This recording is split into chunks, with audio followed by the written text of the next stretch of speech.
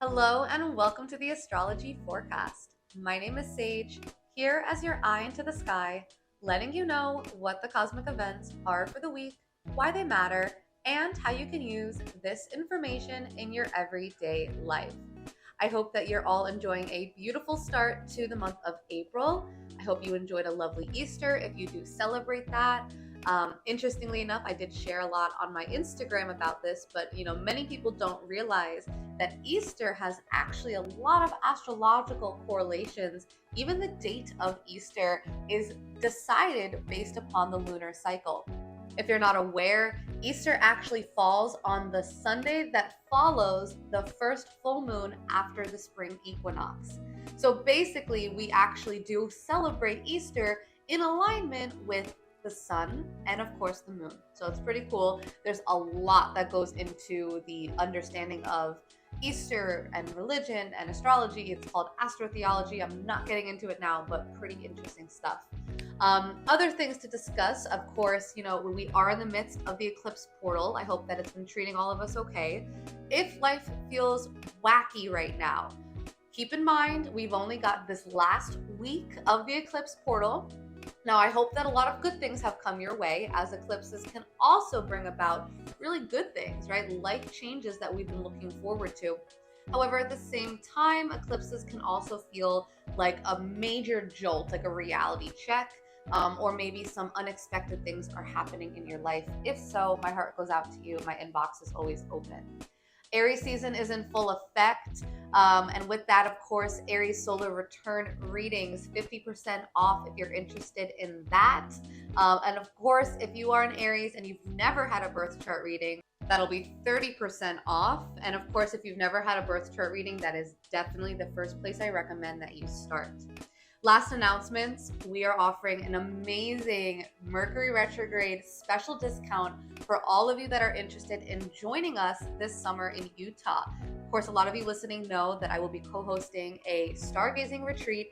Included with that will be a multi-day, basically in-depth Astrology 101 Basics workshop. This is going to be the most in-depth, intricate, intentional astrology teaching that I've ever been able to do in person. And on top of that, we're actually going to be able to witness the stars in their full glory under the Utah dark sky. Now, again, this is going to be an absolutely amazing opportunity if you've never had the chance to actually witness the cosmos under a professional telescope.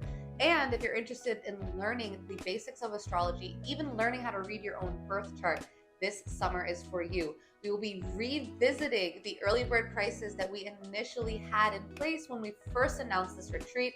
I know a lot of you jumped on that. This is a second chance or a redo, again, in the spirit of retrograde. We love doing redos during retrograde and looking back on the way things were. So we're going to be bringing that back. If you're interested in that, the link is below. You can find out more information on what that looks like, what your ticket includes. It is all inclusive. It's going to be an absolutely unforgettable week. Whew. All right, last but not least, please make sure you know where Aries is in your birth chart. This is a very Aries heavy week. Yes, we have the eclipse coming up on Monday the 8th. I will be doing a much more deep dive on that in the upcoming forecast. However, I will be including a little bit of information about it towards the end of this one, so make sure you stay tuned until the end. And as always, if you haven't already hit that subscribe button, please go ahead and do so. Hit the like button if you've been getting value from these forecasts, and make sure that notification bell is tapped so you can stay up to date with each and every week that I post a weekly forecast. And with that, let's dive into the 3 major cosmic events for this week. So the first major cosmic event for this week is starting April off with a bang. Happening on Monday, April 1st, Mercury goes retrograde in Aries. Now, before I dive into all things Mercury retrograde, April 1st is a very special day in my house, as of course it's my fiance Shane's birthday, aka his solar return. So I just had to give him a quick shout out, as this is his final lap around the sun in his 20s. He's 29 on April 1st. All right, much love to you, babe.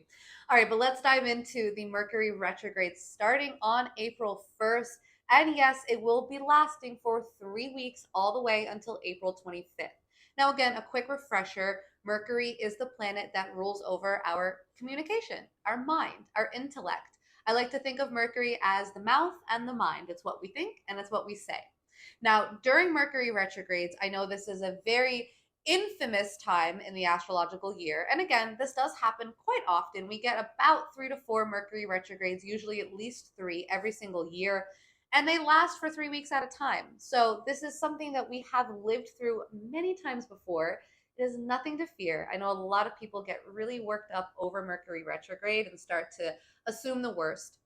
Let's not do that, right? Let's look at the way that Mercury retrograde actually acts as more of a cosmic checkpoint or a break point, right? We utilize this time when basically the planet Mercury is appearing to make a backwards movement through the zodiacal sign of Aries. We're given a chance during this time. It's an opportunity, right? We want to look at it like that because it's all about perspective, as everything is. And with Mercury retrograde, a lot of good can come out of this. Now, it is in the sign of Aries. And again, Aries is getting so much energy these past couple of weeks. It will continue to, especially as we have the eclipse happening in Aries on Monday, April 8th. Again, more on that during next week's forecast, but understand that Aries has been getting so much attention between the sun entering Aries. We've got a lot of other planets hanging out there. And now we have Mercury, which has been in Aries, but now Mercury is going retrograde. I do want to make a special note. Mercury does not actually move backwards in its orbit. Keep in mind, this is an optical illusion as seen from planet Earth. I'm not going to dive into that too deep, but you can do more research to learn more about that. If you're interested, I recommend doing so. Now, with Mercury retrograding through Aries, keep in mind Aries is the sign of the self, right? It's the first sign. And so we kind of look at it like the one, right? Aries is that sign that basically takes charge because it's all it's got. And so Aries is all about the self, honoring the self, and making sure that you're taken care of first. Because again, everything in the zodiac basically starts with Aries, right? That's the first sign. And so if Aries isn't good, if Aries doesn't have a strong foundation, if there's nothing that's anchoring the Aries energy, then the rest of the zodiac isn't getting very far. So it's really, really, really important to pay attention to what the Aries archetype represents.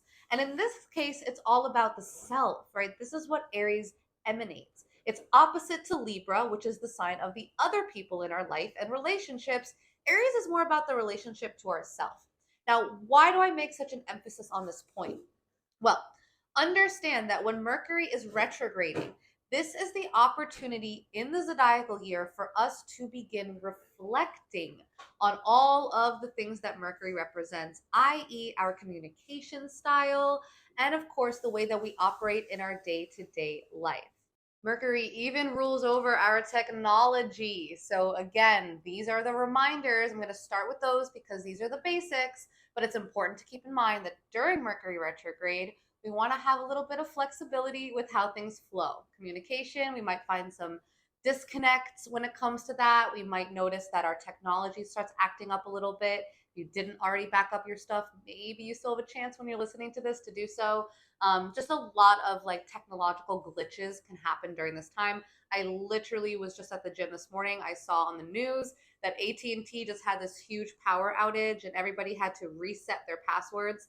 I'm like on the Stairmaster laughing to myself because, of course, the first day of Mercury retrograde, and there's this huge power outage where everybody has to go back and reset something. And again, that's what retrogrades are here for, right? These are moments where we reset, where we look at how we can redo things. This is the moment of reflection. Now, in the sign of Aries, we're reflecting on ourselves, right? Again, Aries is the first sign, so there's nothing else to reflect on besides the self. Now, when we reflect on the self in Aries, this is the opportunity that the retrograde is bringing us. Utilize this Mercury retrograde to really reflect on your relationship with yourself. We just had that very intense Libra eclipse, which really highlighted relationships. Maybe some of us realized the ones that were meant for us and the ones that were not. However, that was so heavily focused on the other people in our life that, of course, nature always finds a way to balance itself out. And now we have Mercury retrograde in Aries. So now we're really looking at ourselves in alignment with other people. Do we feel like we show up in our best light when we're with certain people or not? Are we filling our cup the right way? Are we honoring ourselves? Are we honoring our desires, right? These are all the questions to be asking yourself during these 3 weeks when Mercury is retrograde. Now, in the sign of Aries, things can get a little bit bold, right? This is a fire sign. We're not afraid to say how we feel when Mercury is in Aries. I want to emphasize this because we might find that things that we didn't say that we should have said come back up during this retrograde, and we find the closure we've been needing. Now, this again could be the words that you need to speak over yourself, and this can also be the words that you need to speak to another person in your life. So please keep in mind that during retrogrades, things from the past typically come up. We get revisited either by old projects, old situations, old people, old habits and patterns within ourselves.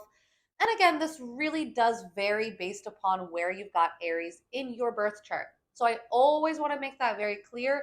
Everybody's experience is going to be different depending on what area of your life is getting activated by this retrograde.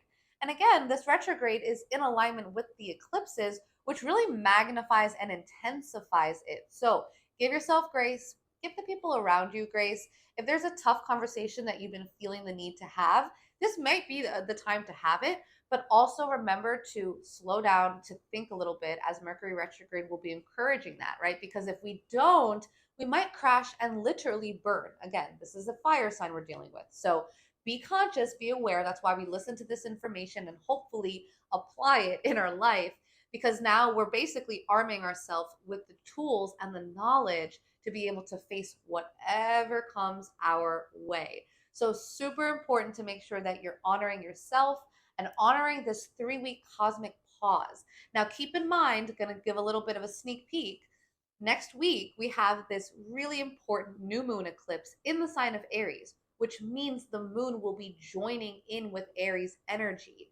This is lovely in a sense because all of the mercurial thought that we're putting into this area of our chart, this Aries house in our chart, we're giving it so much thought.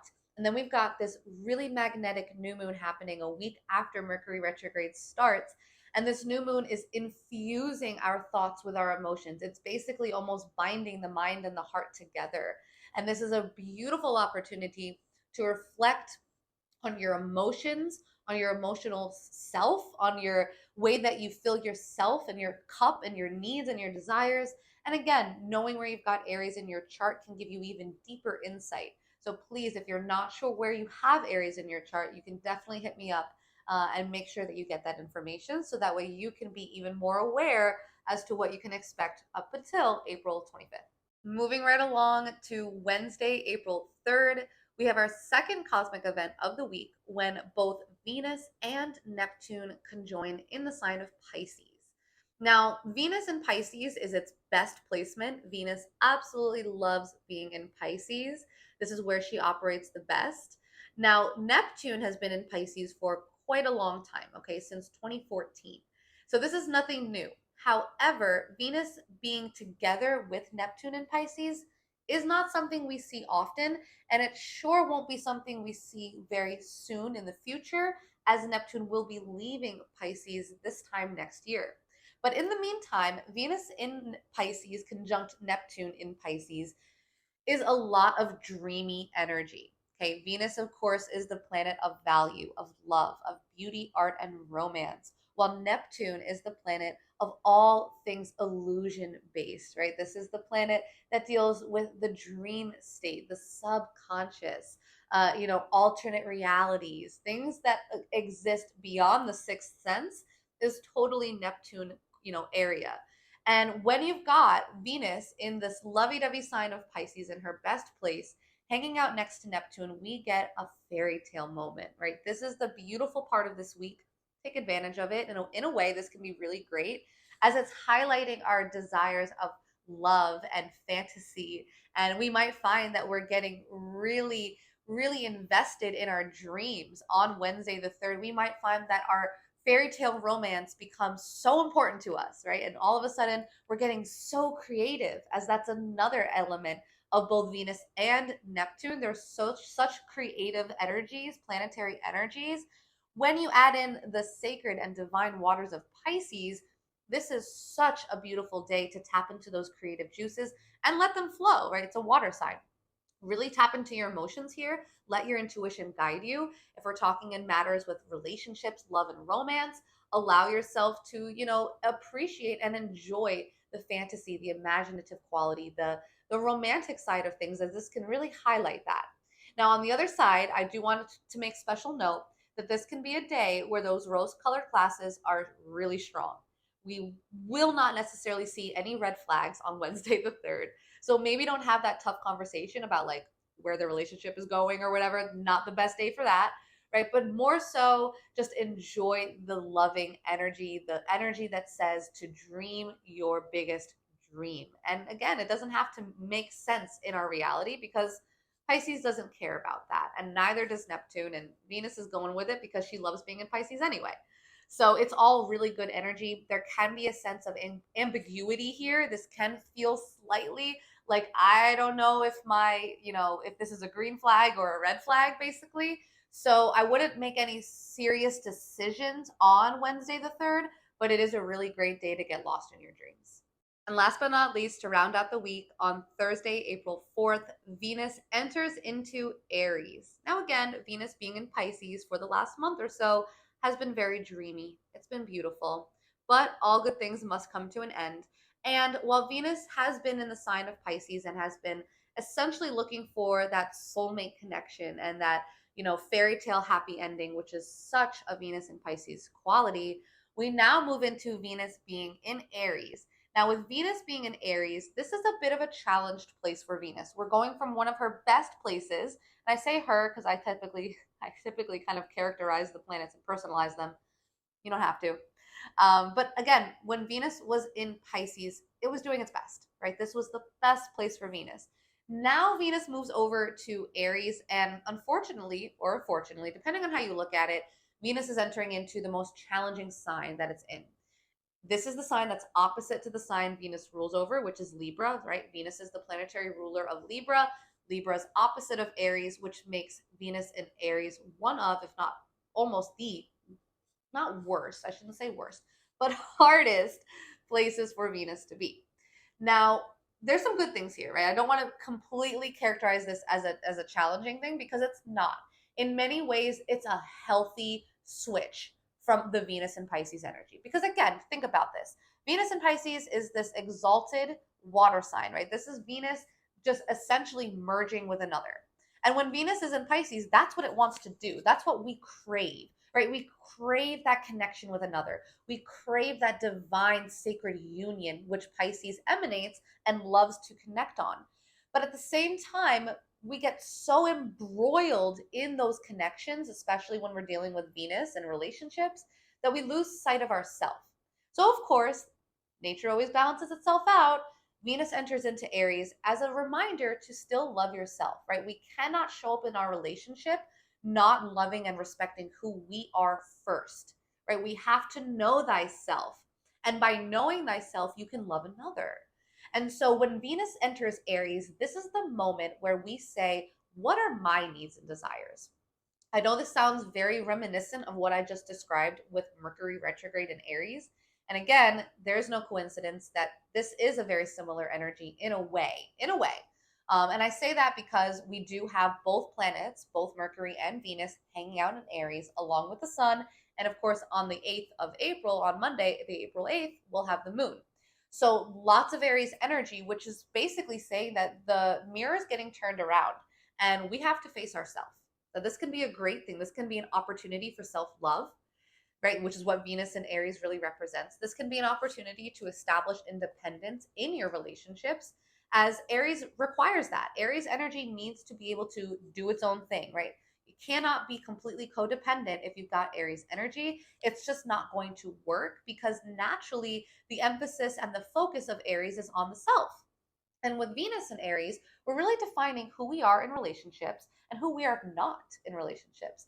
And on top of that, this is a fire sign, right? So we're taking action on how we feel in relationships, right? We're actually moving from the dream state that Venus and Pisces represented to the more action-oriented state that Venus and Aries is all about. So this is a really great opportunity to take action on those relationship goals and on the relationship goal you have, again, with yourself. So this can be a moment of, self-love, of self-worthiness, of reclaiming thyself, of reestablishing. And I use the re words because this is still in harmony with the Mercury retrograde. It's happening simultaneously. So we really are reclaiming that sense of self-love and power, which is all about Aries, right? It's a powerful sign. And we're taking that and we're applying it to our relationships. We're applying it to our creative spaces. And again, knowing where you've got Aries is actually really fun in this case because Venus can also bring money. Hello. So check out where you have it because you actually might even get some money from whatever area of your life Venus in Aries is activating. If you are an Aries rising, this is really great because not only is it giving you a douse of Venusian luck, but Venus is the planet of beauty, which means that you'll feel extra specially attractive during this time. I always recommend when Venus is in your first house, which is again your rising sign, that you book a photo shoot, that you go and maybe get a wardrobe, what is it, like redone or stylist wardrobe change. I don't know. You guys get the point. Like really focusing on the aesthetic side of your appearance. And if you're an Aries rising, I'm talking to you because this is your moment to literally shine. So take full advantage of it. Now, again, keep in mind that the shadow side of Venus and Aries is, of course, that selfish quality that Aries energy can represent. And so this is the time when maybe we realize that my needs come first in this relationship, and finding a way to balance that out with our partners can be a challenge. And keeping in mind too that communication isn't really flowing as easily because Mercury is also retrograde in Aries. So my biggest recommendation, don't act as impulsively as you normally would with Venus being in Aries. This is a sign that's very impulsive, that loves to take action, that doesn't see risk as a problem. But with the retrograde, and again, even the eclipse, there's so much cosmic energy coming at us during this time. There's so much of what's being asked of us is to just calm down, to really listen as opposed to speak all the time, right? That's what Mercury retrograde is about. And with Venus being here, take this as an opportunity to really reevaluate your relationships with others and yourself, and take a second to think about that before you just take action on having that tough conversation. If you're really dying to have that conversation, maybe it's an old conversation that needs to be had, right? In that case, excellent. Take advantage of this time. Retrogrades are all about finding closure. At the same time, trust your gut, right? Make sure you're paying attention to your intuition here. If you feel like it might be a challenging conversation and it's not one you've ever had before, I'm going to emphasize that. It's not one you've ever had before. Waiting until the end of April, April 25th, might be your best bet. We have Venus in Aries all the way until the 29th. So we have a 4-day span of time, a little window of opportunity in there when the retrograde is over and Venus is still in Aries to get that bold action taken. But use the time leading up to the end of this transit to really just think about what's most important to you. What are your desires? What are your needs for yourself in relationships, out of relationships, in that creative space, whatever it looks like for you that you find of value, pay attention to it and give it a lot of love. Again, this is about a month that we have Venus being in Aries. It's coupled with a retrograde in Aries, an eclipse in Aries. So if you've got a lot of Aries energy, just know it's your time, and it might be a great time and it might be a bit of a tricky time. And either way, just take a deep breath. It won't be forever. It is just for now. And of course, my DMs are open if you do desire some more astrological guidance when it comes to all of the happenings going on in our sky right now. And with that, that wraps us up. Of course, in true Mercury retrograde fashion, as I'm finishing up this recording, my phone storage completely says it's filled, and of course my phone died. So I'm actually recording the end of this on Shane's phone. But anyway, let's just move ahead with that because that's what's gonna happen during retrogrades, right? That's what happens. We roll with it. Take a deep breath and just know that you gotta roll with the punches. And again, guys, I do wanna make a special note that we have the eclipse coming up on Monday, April 8th. That is going to be a very significant one, especially if you're watching from the United States, as it's one of the very few times that we're actually able to witness an eclipse with the naked eye. Usually eclipses happen in other areas of the world and we can only see it through live stream. But on the 8th, the United States is getting a very special opportunity to witness the eclipse firsthand. If you have never seen one, definitely make sure you check what time it'll be happening at. I think it's around like 2 o'clock Eastern time, but double check me on it. And if you're interested in witnessing it, make sure you get protective eyewear, as it's not safe to witness an eclipse with just the naked eye. So really, really cool stuff going on these next few weeks in the astrology world. And as always, thank you guys for all of the support. Next week, I will be doing a deep dive into that eclipse. And make sure you pay attention to my Instagram as well, as I will be posting throughout the week and just giving a little bit of astrology advice as we move and get closer to that very special eclipse and of course the ending of the eclipse portal. So thank you guys so much for tuning in. I wish you a beautiful week, a wonderful and smooth beginning of Mercury retrograde, and I will see you all again next week.